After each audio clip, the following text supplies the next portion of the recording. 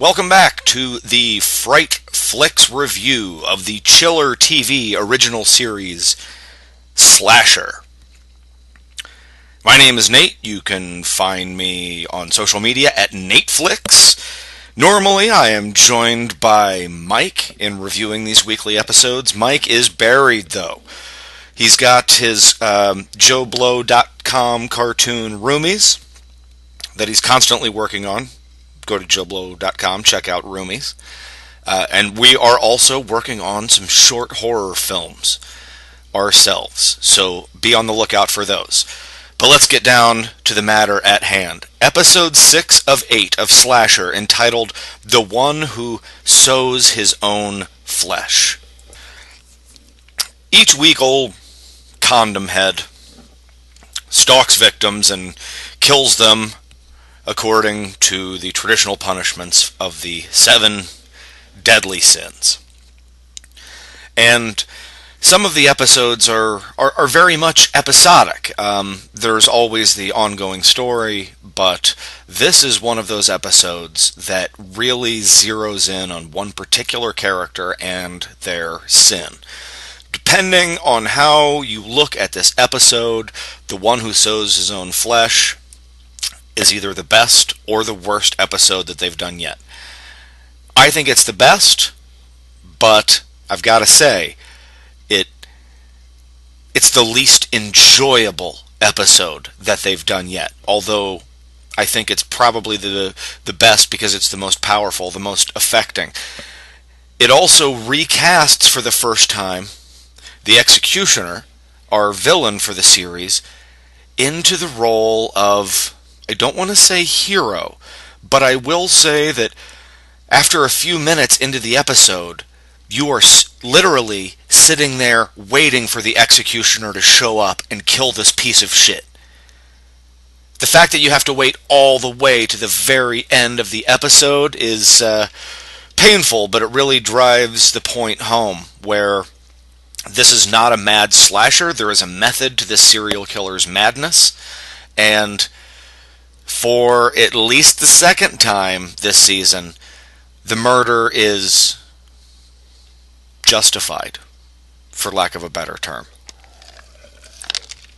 Okay, the episode starts out 5 years ago, and we finally find out specifically what happens to Ariel Peterson.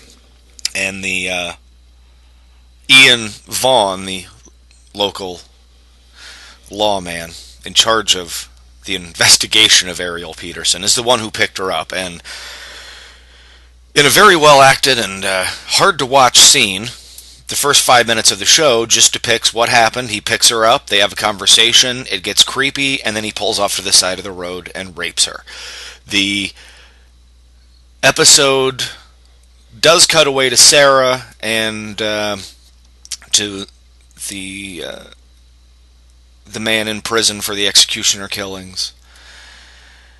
There's some Cam in here. Some of the other characters turn up just to pay service. This is really an episode all about Ian Vaughn and Ariel Peterson and their relationship, we will call it for lack of a better term. Dean McDermott plays Ian Vaughn, the sheriff who not only raped this girl, but locked her in a secret room in his basement and forced her to have his child and stay there and raise the child.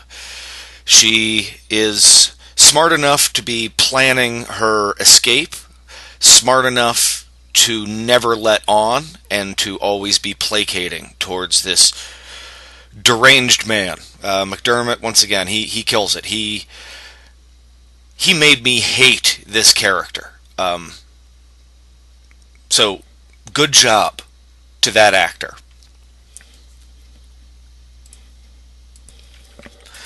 And this is what I was saying about it being the best episode, but least enjoyable episode.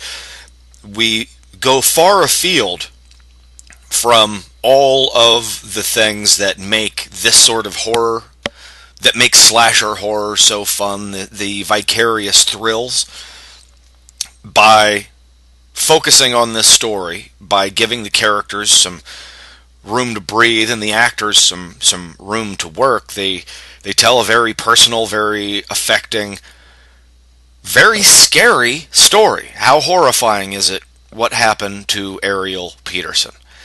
And it really, I felt, drove it home.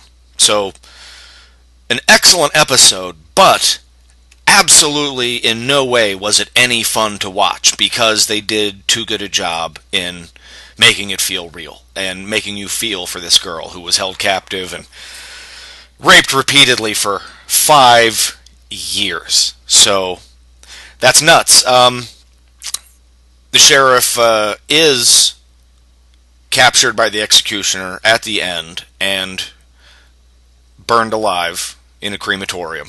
So justice is served, ultimately. Does this wrap up the whole Ariel Peterson subplot, which has been a pretty strong driving force? Okay, so that is the episode. It was strong. I'm going to give it an 8 out of 10, but I would probably never watch this one again. And in terms of moving on to killer theories, there wasn't a lot of forward motion here on the executioner. Like I said, in this, the executioner was sort of recast. You kept waiting for him to come in and save the day.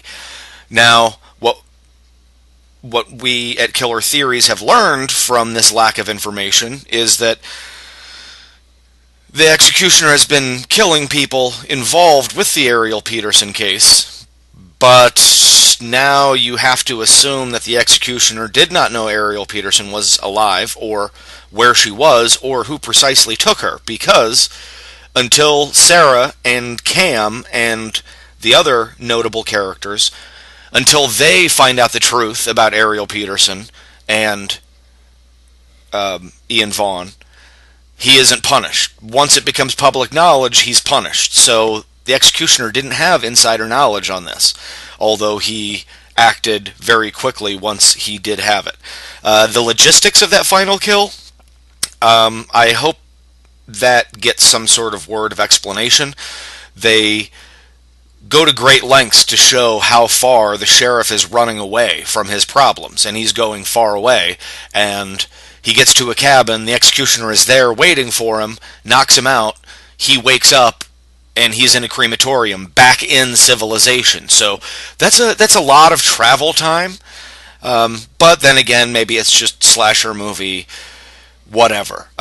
Although, since this episode went so far into the field of drama and away from slasher stuff, these sort of gaps of logic really stand out. In any event, I stick by my original call.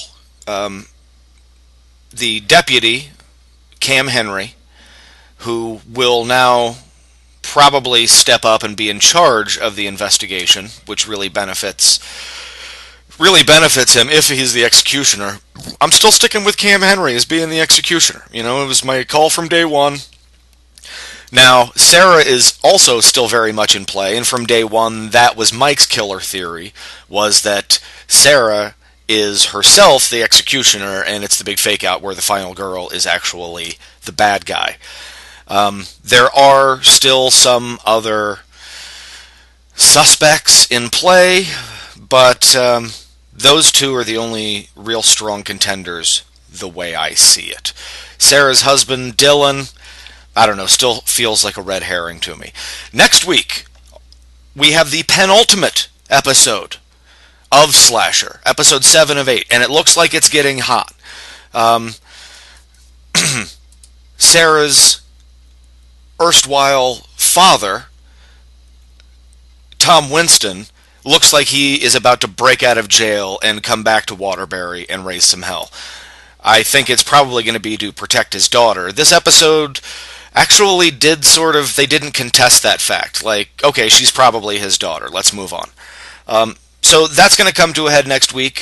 Things have been building nicely. The last couple of episodes have been much better than the first couple of episodes.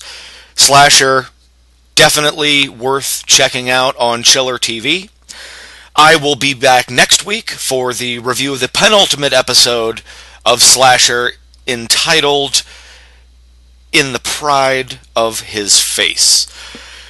Let me know what you thought about this episode. Just respond to this video, and I would love to hear your comments. Until next week, I am Nate Flick.